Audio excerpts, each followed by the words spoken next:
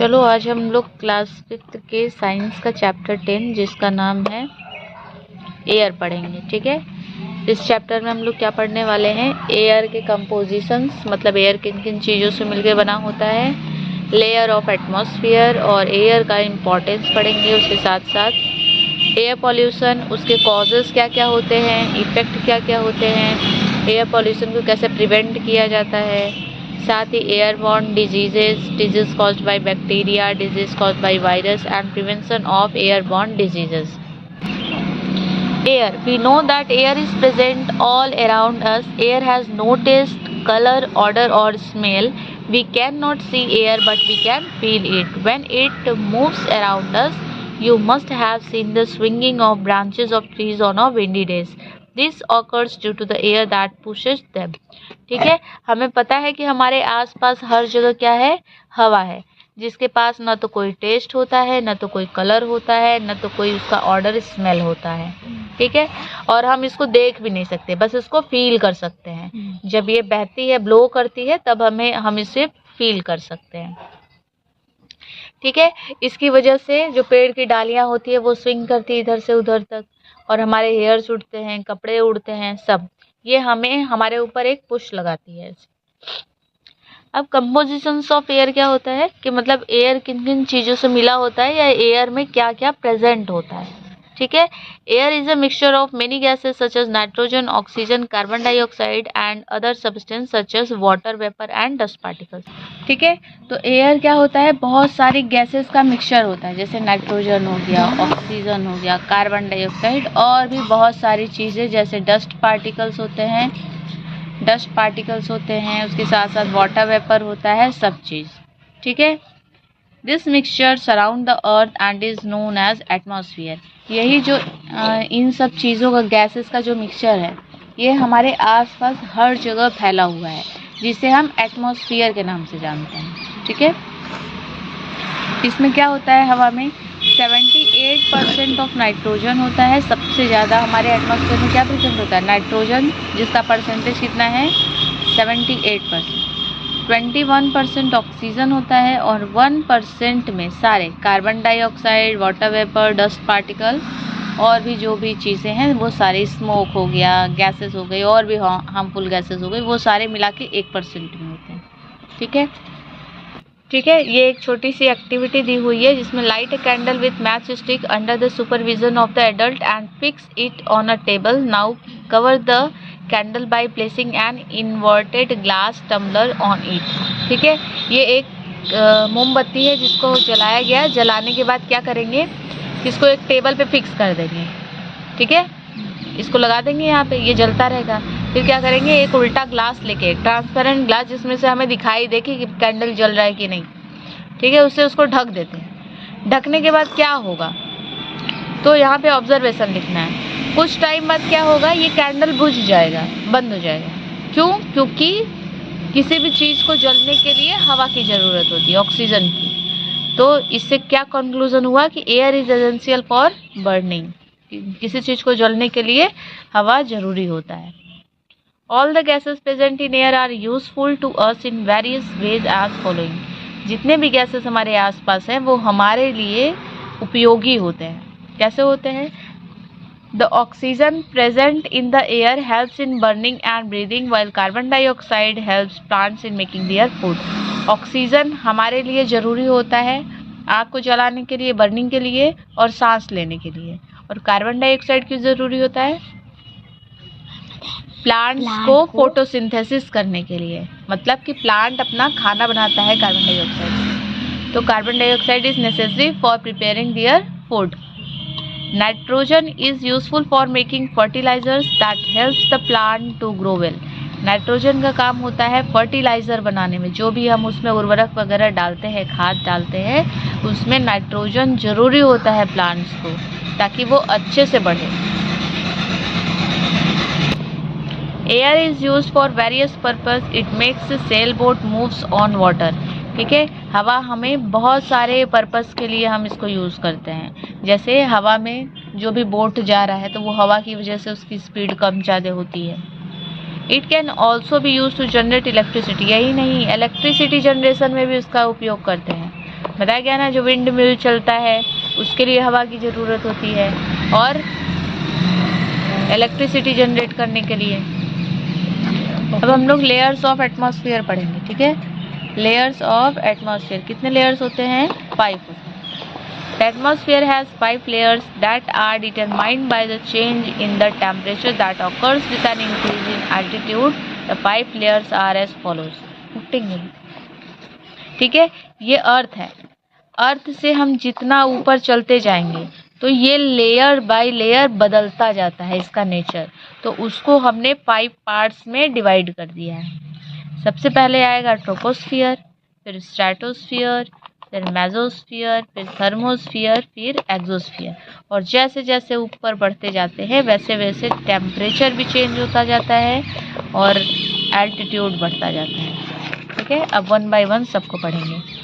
Troposphere क्या होता है? It is the lowest layer of the atmosphere. It extend up to about 10 kilometre above the sea level starting from the ground. जमीन से 10 kilometre ऊपर तक ये होता है और ये सबसे नीचे वाला लेयर होता है, ठीक है। This layers contains 75% of total amount of air in the atmosphere. पूरे एटमॉस्फेयर में जितनी भी हवा प्रेजेंट है हमारे एटमॉस्फेयर में उसका 75% इसी स्फीयर में होता है, इसी लेयर में होता है। Most clouds appear in this layer because 99% of the water vapor in the atmosphere is found here. ठीक है, क्योंकि इवोपोरेशन हो रहा है इसी लेयर में, तो 99% वाटर वेपर जो है एटमॉस्फेयर का वो हमें इसी लेयर में दिखाई देगा क्लाउड के फॉर्म में। Temperature and air pressure decreases as you go higher in the troposphere. अब सारे एयर जो है वो नीचे वाले लेयर में है, तो यहाँ पे एयर का प्रेशर और टेम्परेचर दोनों ही ज़्यादा होगा। जैसे जैसे ऊपर बढ़ते जाएंगे वैसे वैसे टेम्परेचर कम होता जाएगा, एयर प्रेशर भी कम होता जाएगा। अब second layer stratosphere. It lies above the troposphere and extend from the top of the troposphere to the height of 50 kilometre यानी कि 31 मील्स above the ground. ये ग्राउंड से 50 किलोमीटर ऊपर तक है और ये ट्रोपोस्फियर के जस्ट बाद वाला layer. The ozone layer lies with in the stratosphere. इसी में ओजोन लेयर होता है। ओजोन लेयर क्या करता है? हमें अल्ट्रावायलेट रेस से बचाता है। अल्ट्रावायलेट रेस कहाँ से आती है? सन से, ठीक है। The ozone molecule in this layer absorb ultraviolet radiation from the sun and convert them into heat. जो इसमें ओजोन के मॉलिक्यूल्स होते हैं, पूरे एक ऐसे चादर बनी होती है, वो अल्ट्रावायलेट रेस को एब्जॉर्ब कर लेते हैं और उसको हीट में कन्वर्ट कर देते हैं, ठीक है। इस तरीके से हमें प्रोटेक्ट कर देते हैं। Due to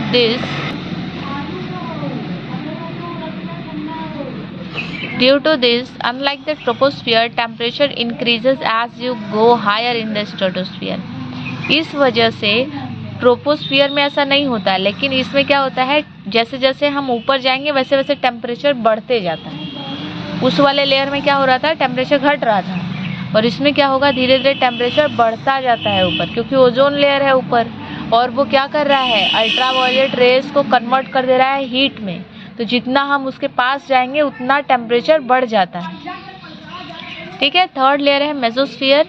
it lies above the stratosphere and extend to the height of 85 kilometre from the ground. Ground से 85 किलोमीटर ऊपर जाओगे तब तुम्हें मेसोस्फियर मिलेगा, ठीक है। मतलब वहाँ तक है, यहाँ से 85 किलोमीटर तक ही मेसोस्फियर तुमको दिखाई देगा। Here the temperature decreases as you go high in the mesosphere. Mesosphere में जैसे जैसे ऊपर जाओगे वैसे वैसे टेम्परेचर डिक्रीज होता दिखाई देगा। The coldest part of our atmosphere are located in this layer and can reach up to -90 degrees Celsius. ठीक है, ठीक है। तो इस तरीके से ये पूरे लेयर्स में सबसे ठंडा वाला लेयर होता है। इसमें जैसे जैसे ऊपर बढ़ेंगे वैसे वैसे टेम्परेचर और कम होते जाता है। नेक्स्ट आता है thermosphere. It lies above the mesosphere. ये इसके जस्ट ऊपर वाला लेयर है। This is the region where temperature increases as you go high in the layer. अब इसके बाद से फिर ऊपर जब जाओगे तो धीरे धीरे फिर से टेम्परेचर बढ़ना शुरू हो जाएगा। The air in this layer is very thin. और वहाँ पे हवा बहुत पतली होती है, मतलब कम होती है हवा। The temperature in the upper thermosphere can range from 500 degree Celsius to 2000 degree Celsius और हायर। यहाँ पे ये सेल्सियस माइनस में था, फिर 0 पे जाएगा, फिर 0 से 1 2 3 4 करते करते 500 डिग्री से लेके 2000 डिग्री सेल्सियस बढ़ जाएगा टेम्परेचर।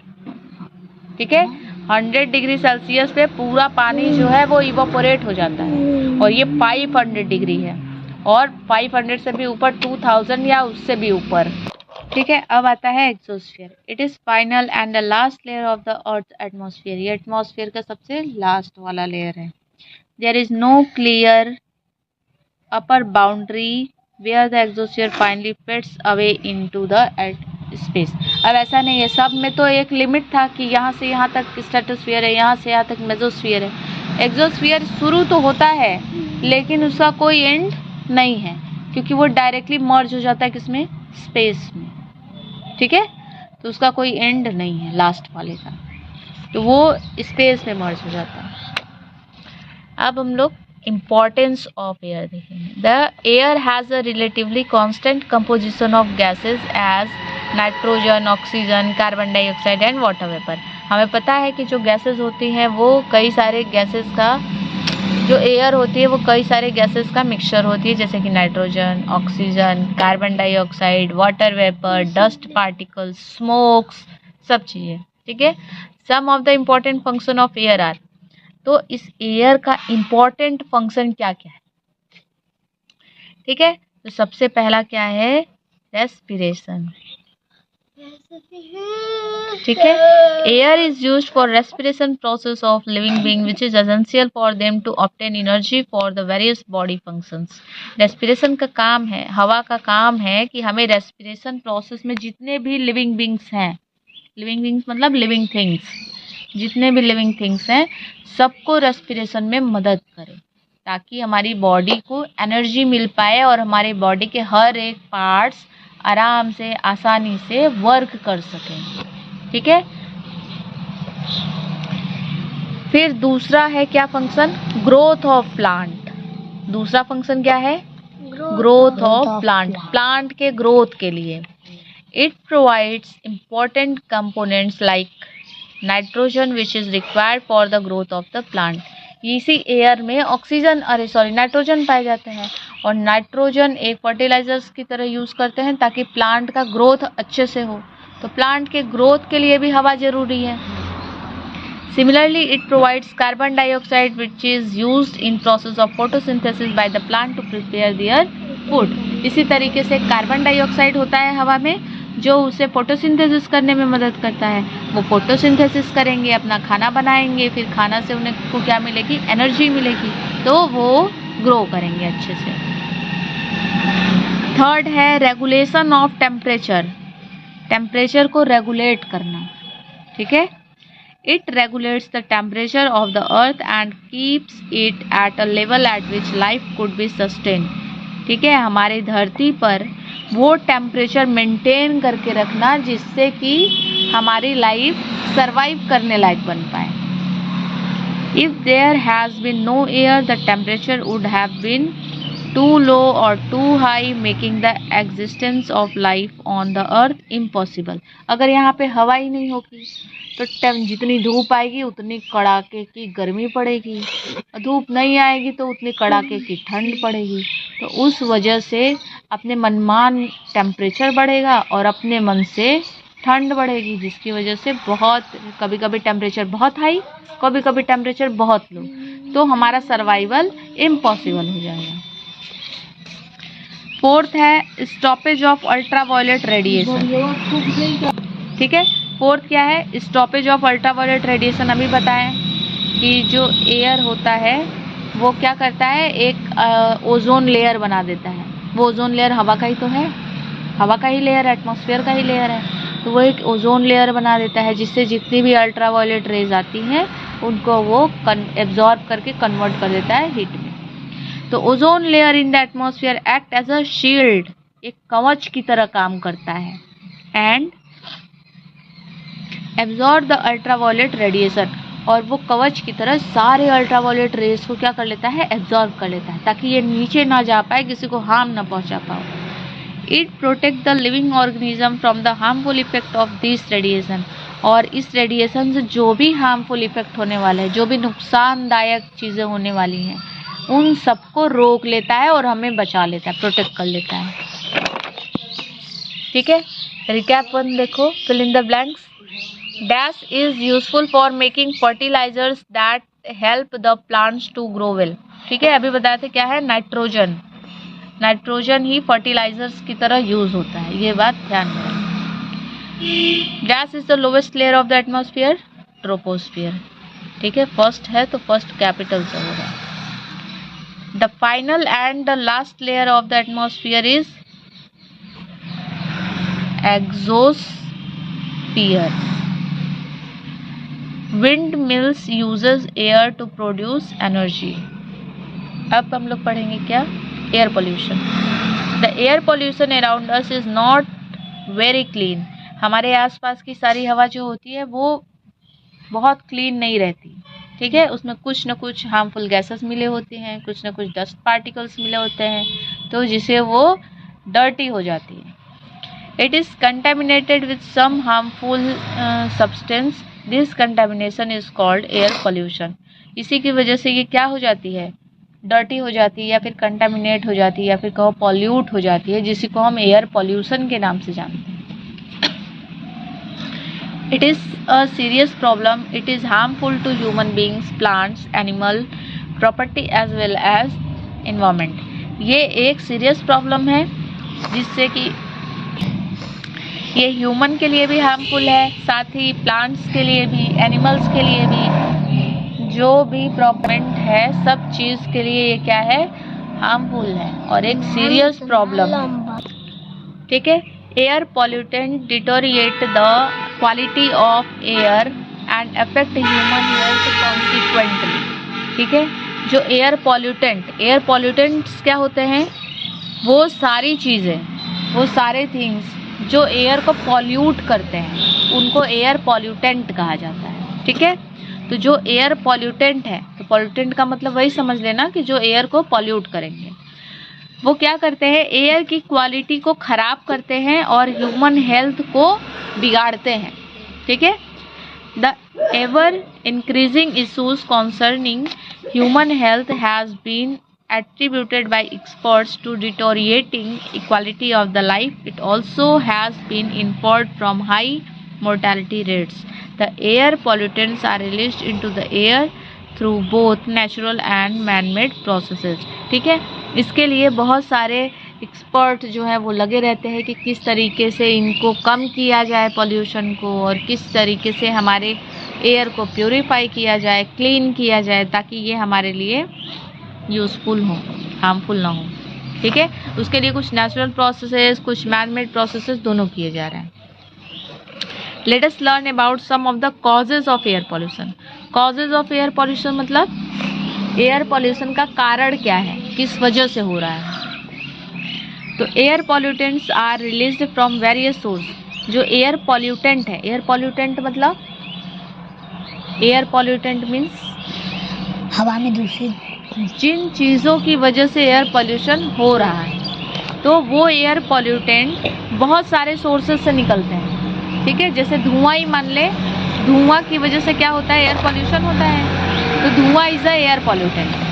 ठीक, smoke is a air pollutant. और जो स्मोक है वो कई जगह से निकलता है, फैक्ट्री से निकलता है, घरों से निकलता है, चिमनी से निकलता है, कहीं कोयला जल रहा है वहाँ से निकल रहा है, गाड़ी के साइलेंसर से निकल रहा है, हर जगह से निकल रहा है। ठीक है, along with a few natural phenomena, some human activities results in the air pollution. अब यही नहीं, ये मैन मेड एक्टिविटीज़ है सारी, नेचुरल फेनोमेना की वजह से भी निकलता है। जैसे वॉल्केनिक इरप्शन हुआ, वॉल्केनिक इरप्शन से भी धुआं निकलता है, तो उसमें भी हार्मफुल गैसेस होती हैं।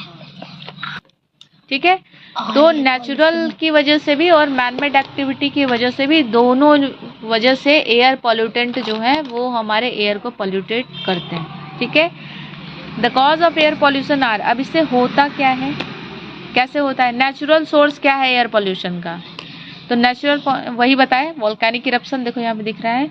सम natural phenomena pollute the air, for example volcanic eruption emits poisonous gases, dust storms and strong winds increase the amount of dust particle in the air, and forest fire produces smoke. इसकी वजह से जैसे volcanic eruption हुआ, इसमें बहुत सारे poisonous gas निकलते हैं, डस्ट स्टॉर्म निकलता है और जो भी स्ट्रॉन्ग विंड्स निकलती है, जिसकी वजह से हमारा एयर जो है वो पॉल्यूट होता है। इसके साथ साथ जो जंगल में कभी आग लग जाती है उसकी वजह से भी भयानक धुआं निकलता है। ठीक है, तो वो भी क्या है, वो natural source of air pollution है। नेक्स्ट है manmade source of air pollution. Some human activities results in the human air pollution. ठीक है, तो जो ह्यूमन की वजह से, ह्यूमन के एक्टिविटीज की वजह से एयर पोल्यूशन होता है, उसे मैनमेड सोर्स कहा जाता है। जैसे कि industrial emission, automobiles emission, burning of waste, burning of fossil fuels, ये सारी चीज़ें।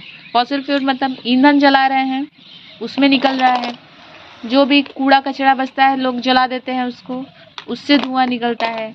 हमारे ऑटोमोबाइल्स होते हैं, जो गाड़ी, मोटर, कार, बाइक, ट्रक जो भी हैं, उनके साइलेंसर से निकलने वाला धुआं उससे होता है। और इंडस्ट्रीज, फैक्ट्रीज से निकलने वाला धुआं, ये सारे manmade sources of air pollution है। दूसरा है thermal power plant. For generating electric power the thermal power plant burn coal. ये लोग इलेक्ट्रिसिटी प्रोड्यूस करने के लिए कोयला जलाते हैं भारी मात्रा में, बहुत ज़्यादा। ठीक है, तो उसको जलाया जा रहा है तो धुआं तो निकलेगा ही, तो वो धुआं कहाँ जाएगा, एटमॉस्फेयर में जाएगा, तो एयर क्या होगा, पॉल्यूट होगा। This process produces carbon dioxide, carbon monoxide, sulphur dioxide and particulate matter, मतलब minerals, solid particles that keeps floating in the air. ठीक है, पार्टिकुलेट मैटर्स मतलब वो सारे पार्टिकल्स जो इतने छोटे होते हैं कि वो आराम से हवा में टंग जाएं और ऐसे से टहलते रहें, उसी में नीचे नहीं आएंगे, वो हवा में ही रहेंगे। इतने छोटे पार्टिकल्स होते हैं, उनको पार्टिकुलेट मैटर। ठीक है,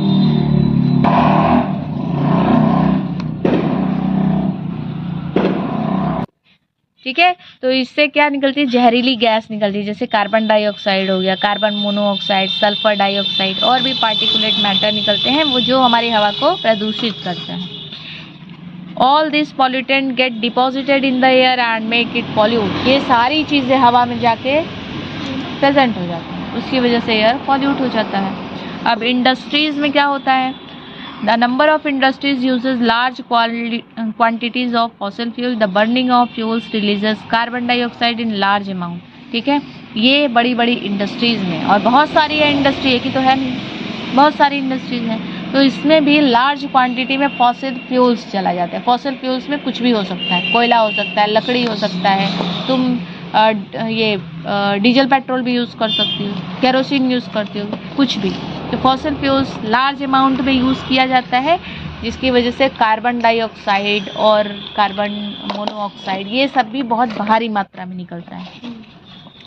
depending upon the chemicals used, various pollutants such as nitrogen dioxide from fertilizer industry and particulate matter, oil refineries, and sulfur dioxide from sulfuric acid manufacturing industries, and from fuels, cement and paper industries are produced in the air. अब वो कौन सा धुआं निकलता है, ये उस पर डिपेंड करता है कि हम कौन सा ईंधन यूज़ करना है, कौन सा फॉसिल फ्यूल यूज़ कर रहे हैं। जैसे कि अगर फर्टिलाइज़र इंडस्ट्री है, फर्टिलाइज़र मतलब वही उर्वरक, खाद जो बना रहे हैं हम लोग, ठीक है, वो इंडस्ट्री है, तो वहाँ पे नाइट्रोजन का ऑक्साइड निकलेगा, क्योंकि उसमें नाइट्रोजन ही होता है, तो वहाँ पे क्या होगा, नाइट्रोजन डाइऑक्साइड निकलेगा। अब जब ऑयल रिफाइनरीज हैं, तो ऑयल रिफाइनरी से पार्टिकुलेट मैटर निकलेंगे, छोटे छोटे पार्टिकल्स। ठीक है, और क्या होगा, जो एसिड वगैरह का मैन्युफैक्चरिंग इंडस्ट्री है, वहाँ पे सल्फ्यूरिक एसिड प्रोड्यूस होगा।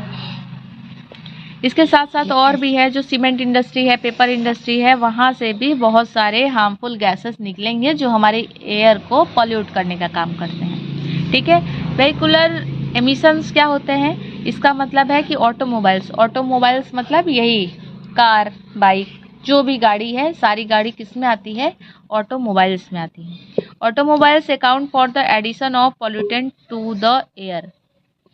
ये ऑटोमोबाइल्स सारे जो हैं, जो भी धुआं निकलता है, वो भी क्या है, एक एयर पॉल्यूशन का सोर्स है। Their engine burn fuel inside the combustion chamber while the supply of oxygen is not uniform. This leads to the incomplete combustion of the fuel. This releasing carbon monoxide in the addition to form carbon dioxide and smokes. इसको क्या है, अभी बताए थे कि किसी चीज़ को जलने के लिए ऑक्सीजन की ज़रूरत होती है, ठीक है। किसकी ज़रूरत होती है? ऑक्सीजन की ज़रूरत होती है। और ये जो पेट्रोल अगर अंदर है, डीजल है, तो पेट्रोल डीजल सब क्या है, गाड़ी के अंदर चैम्बर में चल रहा है, तो कभी कभी ऑक्सीजन भारी मात्रा में सप्लाई जाता है, कभी कभी बहुत कम जाता है। जब कम जाएगा तो वो अच्छे से नहीं जलेगा और जब पेट्रोल, तो जब अच्छे से नहीं जलता है तब ज़्यादा हार्मफुल गैस निकलता है।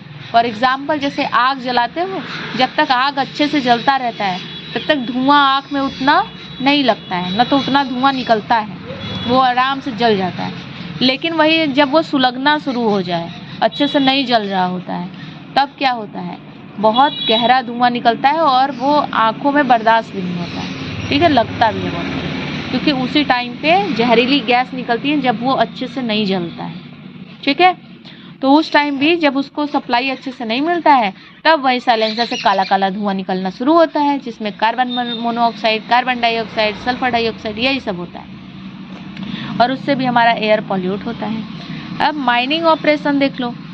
माइनिंग में क्या होता है, mining such as metal mining, coal mining is an important part of the modern world. However, during mining operation, tiny particulate matters and dust particles are released into the air, causing air pollution. अब यहाँ पे क्या होता है, mining में जब खुदाई होती है तो बहुत धूल कण, छोटे छोटे पार्टिकल्स बहुत निकलते हैं, चाहे वो कोयले का खान हो, चाहे वो किसी मेटल का खान हो, ठीक है। जब भी खुदाई करते हैं तो वहाँ पे छोटे छोटे पार्टिकल्स बहुत भारी मात्रा में निकलते हैं। वो जब निकलेंगे तो वो हवा में ही तो जाते हैं, और वो इतने छोटे होते हैं, जो तो भारी होंगे वो ज़मीन पे आ जाएंगे वापस, लेकिन जो छोटे छोटे पार्टिकल्स होते हैं जो हवा में तैरते ही रहते, नीचे नहीं आते हैं, तो उनकी वजह से भी क्या होता है, हमारा एयर पॉल्यूट होता है। अब डोमेस्टिक एक्टिविटीज़ क्या है, burning of household fuels such as charcoal, wood, cow dung cakes and any agricultural residue is one of the domestic activities that pollute indoor air. Tobacco smoke is also a major contributor to the indoor air pollution, ठीक है। Domestic में मतलब घरेलू activity जो घर में हो रही है, घर के आसपास हो रही है, वो सारी एक्टिविटीज, जैसे कि तुम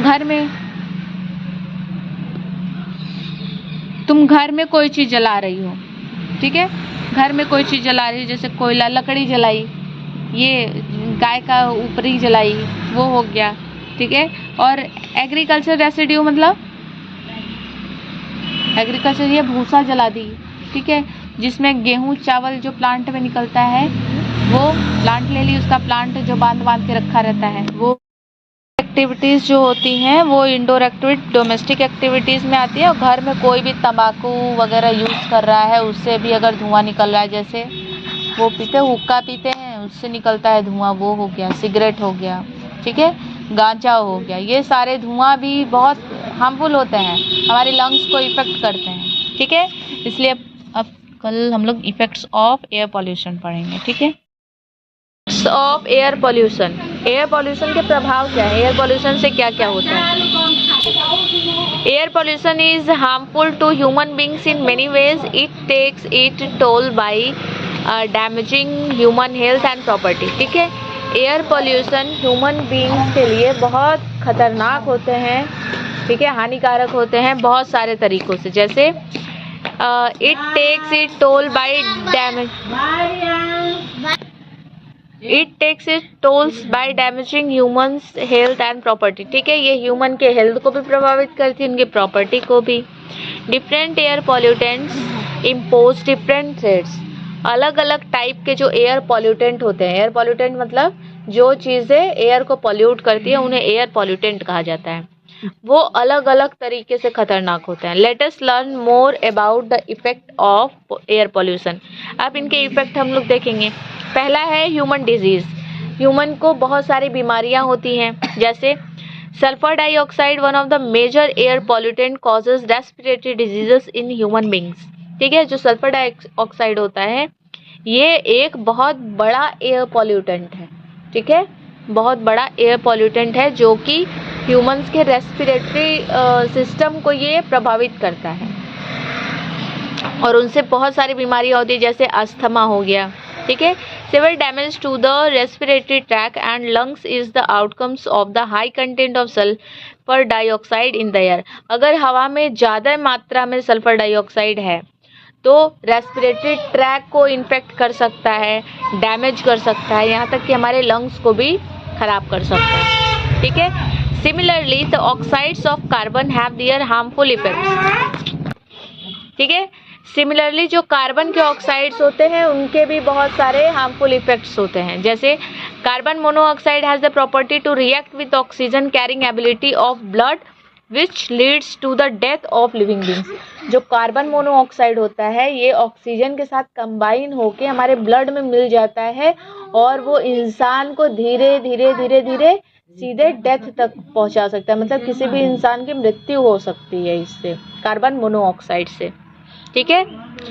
ओजोन और secondary pollutant formed under the influence of sunlight in the atmosphere affect the lungs on their continuous exposure, it causes chronic lungs disease. जो ओजोन होता है ये भी एक सेकेंडरी पॉल्यूटेंट है जो कि सनलाइट के इन्फ्लुएंस में एटमॉस्फेयर में होता है और ये हमारे लंग्स को भी प्रभावित करता है। नेक्स्ट है अल्ट्रावायलेट रेज। जो अल्ट्रावायलेट रेज होती है उनसे स्किन डिजीजेस होती हैं। They sometime also leads to skin cancer, और कभी कभी तो स्किन के कैंसर भी प्रोड्यूस कर देते हैं ये। Some very fine dust particle suspended in the air is called suspended particulate matter, ठीक है। जो छोटे छोटे पार्टिकल्स होते हैं जो नीचे नहीं आ पाते हैं, वो हवा में ही सस्पेंडेड होता है, ऐसे लटके होते हैं, ठीक है, उनको क्या कहा जाता है, सस्पेंडेड पार्टिकुलेट मैटर, ठीक है। They cause respiratory problem and disorder such as bronchitis and asthma, ठीक है। ये भी हमारे लंग्स की ही डिजीजेस हैं। एसिड रेन क्या होता है, द हार्मफुल, ठीक है। एसिड रेन क्या होता है, harmful oxide of nitrogen and sulphur react with rain water to cause acid rain. जो सल्फर के ऑक्साइड और जो नाइट्रोजन के ऑक्साइड होते हैं ये हवा में होते हैं ऐसे, जैसे सल्फर डाइऑक्साइड हो गया, कार्बन डाइऑक्साइड हो गया, नाइट्रस के ऑक्साइड हो गए, ये सब जब बारिश होती है तो पानी के साथ ये रिएक्ट कर जाते हैं और रिएक्ट करके, ठीक है, उससे मिलके ये एसिड रेन बना देते हैं, ठीक है। ये एसिड रेन की वजह से एग्रीकल्चर प्रभावित होता है, क्रॉप्स पे गिरते हैं तो, ठीक है, क्रॉप्स पे ये गिरते हैं तो क्रॉप्स को खराब कर देते हैं। जो मोन्यूमेंट्स होते हैं, पुरानी बिल्डिंग्स होते हैं, ये सब पे, जैसे ताजमहल हो गया, ताजमहल का जो मार्बल था वो खुदर रहा था ना एसिड रेन की वजह से, उसकी फिर से मरम्मत करानी पड़ी थी, ठीक है। अब क्या है ग्रीन हाउस इफेक्ट। क्या होता है greenhouse effect, the earth atmosphere contain layers of several gases such as carbon dioxide and water vapour, methane, nitrous oxide and ozone. जो अर्थ के एटमॉस्फेयर होते हैं वो उसमें कई सारे लेयर्स होते हैं गैसेस के, जैसे कार्बन डाइऑक्साइड हो गया, water vapour, methane, nitrous oxide और साथ साथ ओजोन के। These gases trap some heat received by the earth from the sun and warm the earth, without which the earth would not be able to sustain life, ठीक है। ये जो gases होती हैं ये अर्थ से आने वाली सारी गैसों को, मतलब कि हीट को ट्रैप कर लेती है, बाहर नहीं निकलने देती, जिसकी वजह से हमारे धरती पे गर्मी बहुत ज़्यादा बढ़ जाती है, ठीक है। ऐसे गैसेस को क्या कहा जाता है, ग्रीन हाउस गैसेस कहा जाता है। This phenomena is called green house effect, और इसी इफेक्ट को ग्रीन हाउस इफेक्ट कहा जाता है, ठीक है। ग्लोबल वार्मिंग क्या होता है, global warming is defined as the increase in average temperature of the earth atmosphere. जब हमारे अर्थ का एवरेज टेम्परेचर, अर्थ पे जो एटमॉस्फेयर है उसका जो एवरेज टेम्परेचर है जितना होना चाहिए हमारी लाइफ को सस्टेन करने के लिए, अगर उससे ज़्यादा टेम्परेचर इंक्रीज हो जाता है तो उसको कहा जाता है ग्लोबल वार्मिंग, ठीक है। ग्लोब का मतलब होता है पूरा अर्थ, वार्मिंग का मतलब होता है गर्म होना। पूरे अर्थ का टेम्परेचर जब बढ़ जाता है तो उसको क्या कहा जाता है, ग्लोबल वार्मिंग, ठीक है। कॉज ऑफ ग्लोबल वार्मिंग, क्यों बढ़ जाता है temperature, global warming trap heat from solar radiation.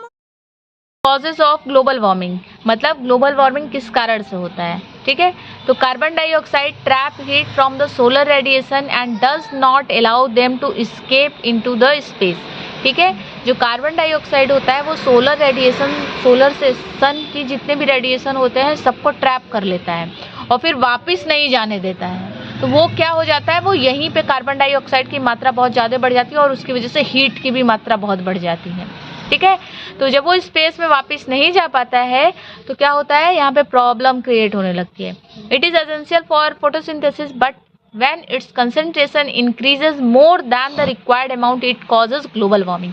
अब कार्बन डाइऑक्साइड तो हमारे अर्थ पे चाहिए, ठीक है, किसको चाहिए, प्लांट्स को चाहिए फोटोसिंथेसिस करने के लिए। तो वो फोटोसिंथेसिस करने के लिए उतना ही चाहिए जितनी उसको ज़रूरत है। अगर उस ज़रूरत से ज़्यादा होने लगा तो हमारे लिए हार्मफुल होने लगेगा। तो वही चीज़ है कि अगर ये चीज़ें अगर जितनी ज़रूरत है उतनी ही है तब तो ठीक है, लेकिन अगर इससे ज़्यादा अगर इसका कंसंट्रेशन बढ़ गया तो कंसंट्रेशन बढ़ने की वजह से प्रॉब्लम क्रिएट होना शुरू हो जाता है, जिससे हीट और भी हीट टेम्परेचर जो है वो बढ़ने लगता है अर्थ का, और उसी से होती है global warming. Deforestation and increased use of fossil fuels increase the level of carbon dioxide in the air. Deforestation करना मतलब पेड़ों की कटाई, वो भी लार्ज स्केल पे। जब पेड़ों की कटाई कर दे रही हो तो कार्बन डाइऑक्साइड कंज्यूम करने वाला कोई नहीं है, ठीक है, क्योंकि प्लांट ही कंज्यूम करता है कार्बन डाइऑक्साइड और फिर उसको ऑक्सीजन में कन्वर्ट करता है। अब कार्बन डाइऑक्साइड का कंजप्शन कम हो गया और increase use of fossil fuels. Fossil fuel का तुम ज़्यादा, पेड़ों की कटाई की, पेड़ बचा, जो भी लकड़ियाँ मिल रही हो उसको तुम जला रही हो, तो उससे भी कार्बन डाइऑक्साइड, एक तो जो कार्बन डाइऑक्साइड को कंज्यूम कर रहा था वो कम हो गया और दूसरी साइड तुम कार्बन डाइऑक्साइड और बढ़ा रही हो, तो दोनों की वजह से कार्बन डाइऑक्साइड की मात्रा और बढ़ जाती है और वो हीट और ट्रैप करने लगता है और इससे हमारे अर्थ पे, पूरे ग्लोब पे टेम्परेचर और ज़्यादा बढ़ जाता है, जिसकी वजह से ग्लोबल वार्मिंग बहुत तेज़ी से बढ़ रहा है, ठीक है। Some of the effects of global warming. अब जब ग्लोबल वार्मिंग बढ़ रही है तो उससे क्या क्या होगा। फर्स्ट है, the most prominent effect of global warming is the change in existing weather condition worldwide, that is the rise of average temperature during the summer and winter season and pattern of rainfall, ठीक है।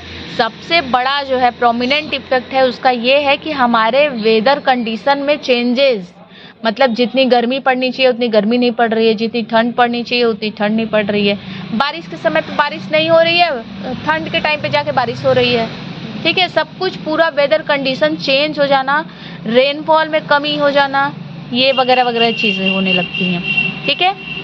Some places receive more amount of rainfall than required while some other places do not. कुछ जगहों पे बहुत ज़्यादा बारिश हो जा रही है जितनी नहीं चाहिए, जहाँ पे वहाँ पे बारिश की तबाही मच जा रही है, और जहाँ पे चाहिए वहाँ पे थोड़ी भी बारिश नहीं हो रही है। तो ये सारी चीज़ें पोल्यूशन, डिफॉरेस्टेशन, ग्लोबल वार्मिंग के कारण हो रही हैं, ठीक है।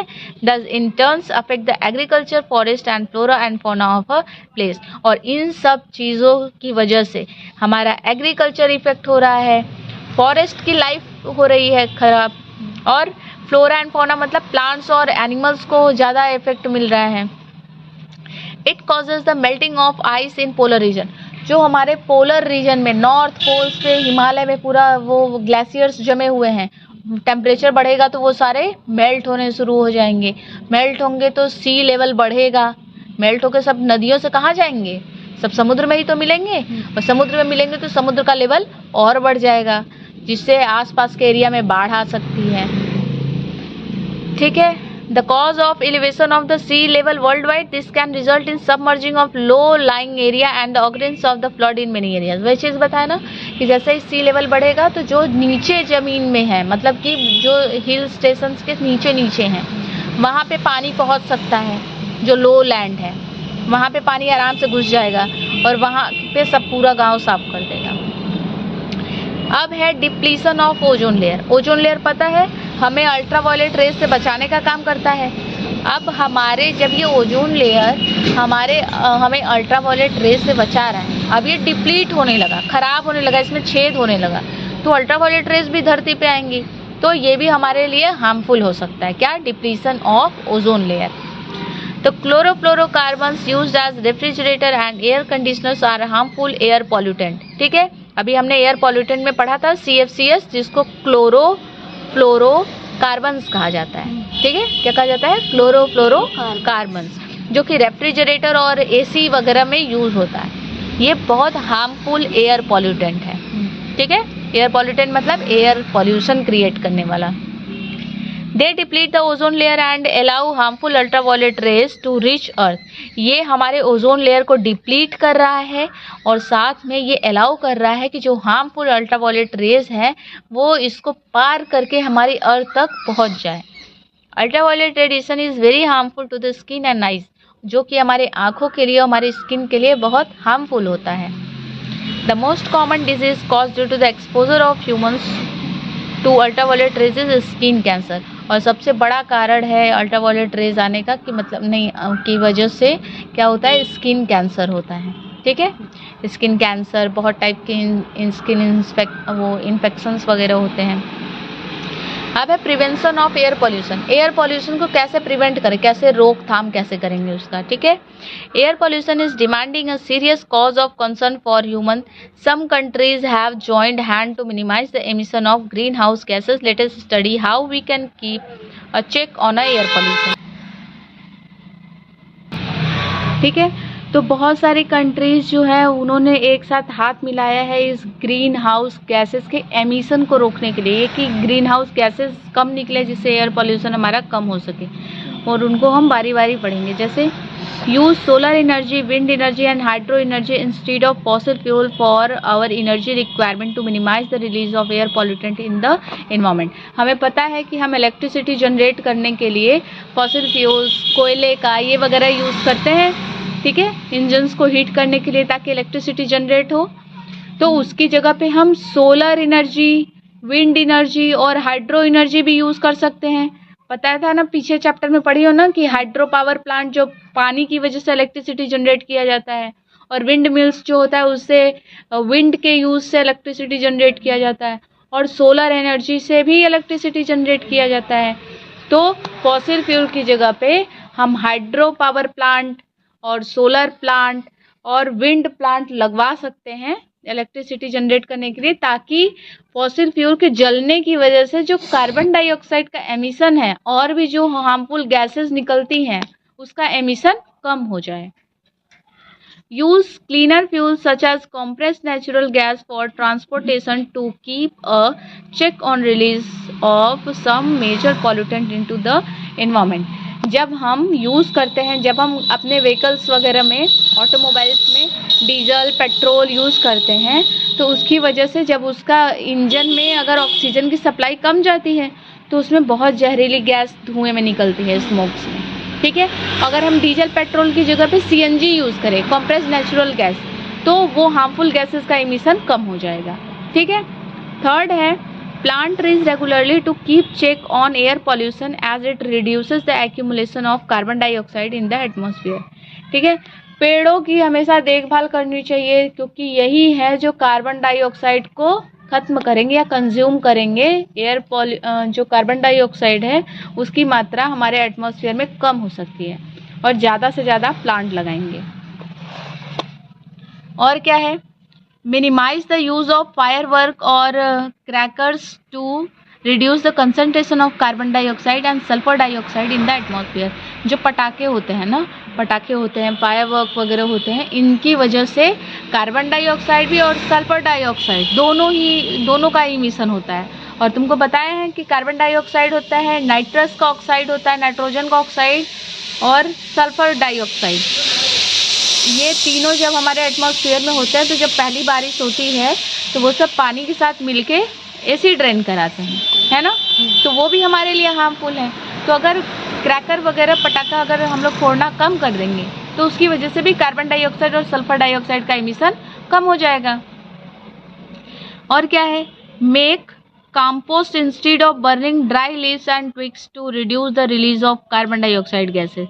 ठीक है, अब हम खाद बनाने के लिए चीज़ों को जला के राख करके फिर उसका खाद बनाते हैं, तो उसकी जगह पे हम कंपोस्टिंग कर सकते हैं। चीज़ों को गड्ढों में दबा के फिर उसको प्रॉपर उसका यूटिलाइजेशन भी हो जाएगा वेस्ट का, और हमारे इन्वायरमेंट को पॉल्यूट भी नहीं होगा, और क्या हो जाएगा, हमारे प्लांट के लिए न्यूट्रिएंट भी प्रोवाइड हो जाएगा। ठीक है, ये रिकैप देख लेते हैं, चलो ट्रू फॉल्स है। फर्स्ट है क्या, burning of fuels account for releasing of oxygen in massive amount.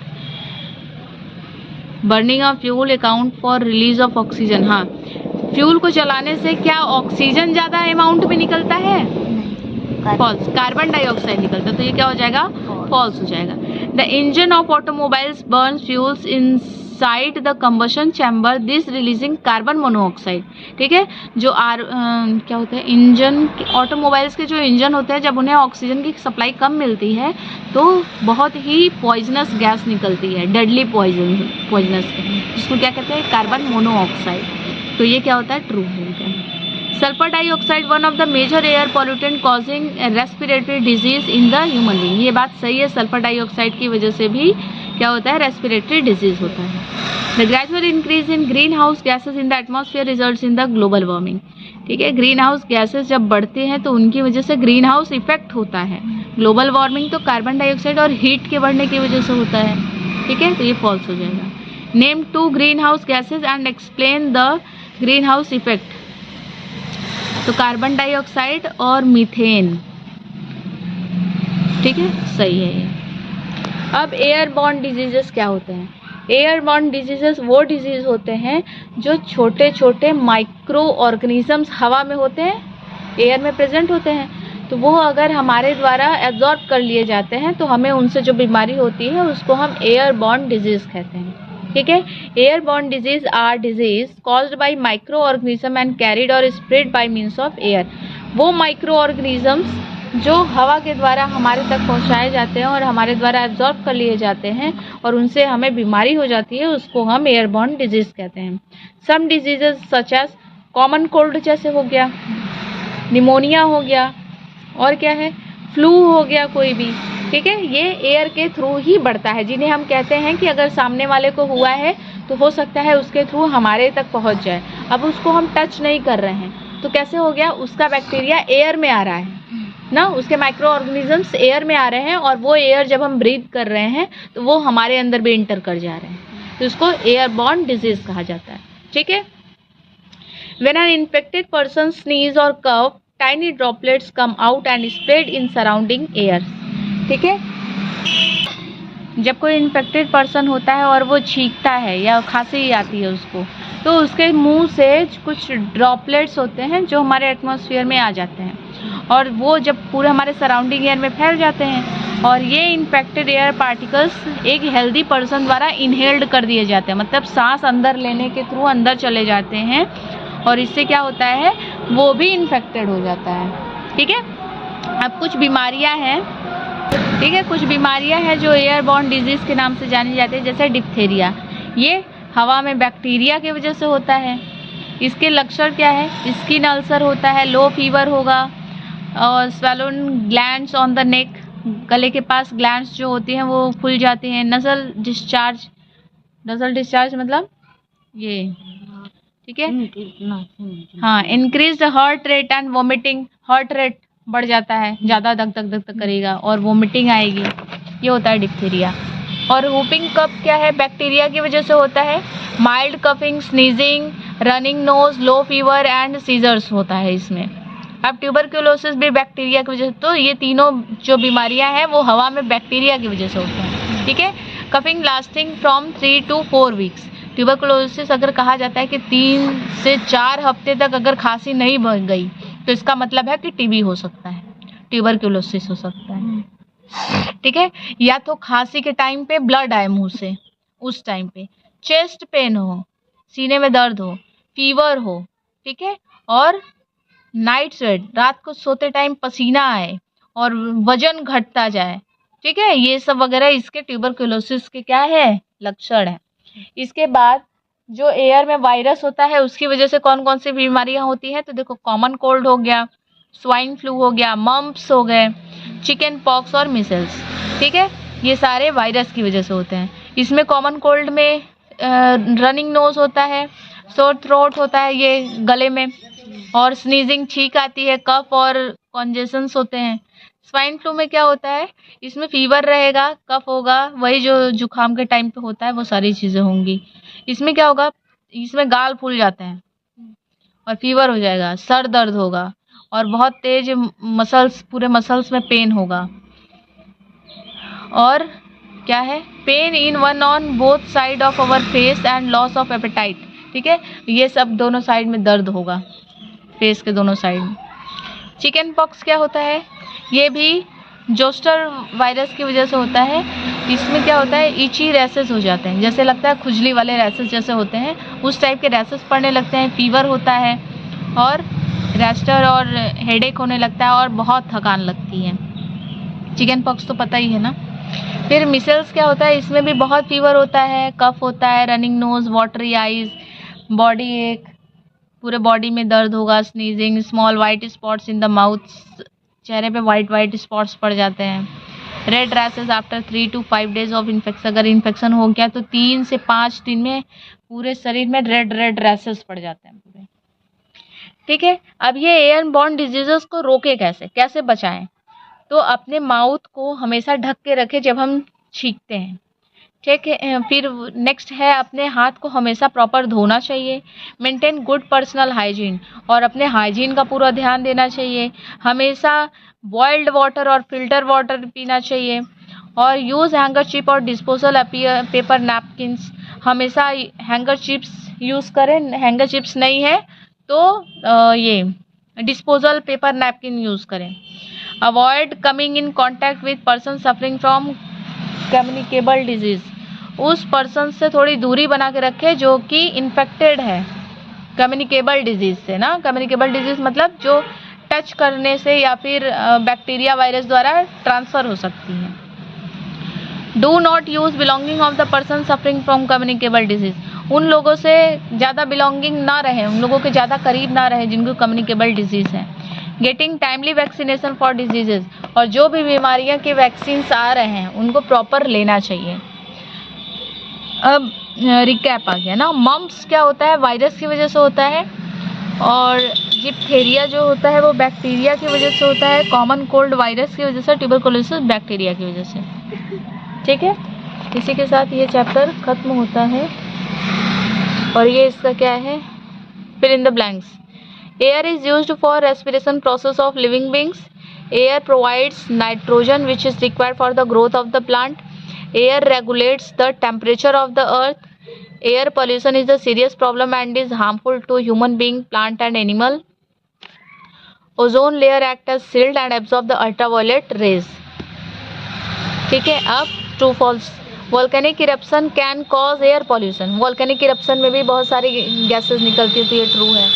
Industrial emission helps in improving the quality of air, जो इंडस्ट्री से एमिशन होता है वो हमारे क्वालिटी ऑफ एयर को बढ़ाते हैं, ठीक है, अफेक्ट करते हैं, घटाते हैं ना। False. Tobacco smoke is major contributor to indoor air pollution, ये इंडोर एयर पॉल्यूशन का मेजर कंट्रीब्यूटर है, तो ये बात ट्रू है। Some of the greenhouse gases include oxygen and nitrogen, greenhouse gases में ऑक्सीजन और नाइट्रोजन आते हैं? नहीं, कार्बन डाइऑक्साइड आते हैं, ठीक है, फॉल्स हो गया।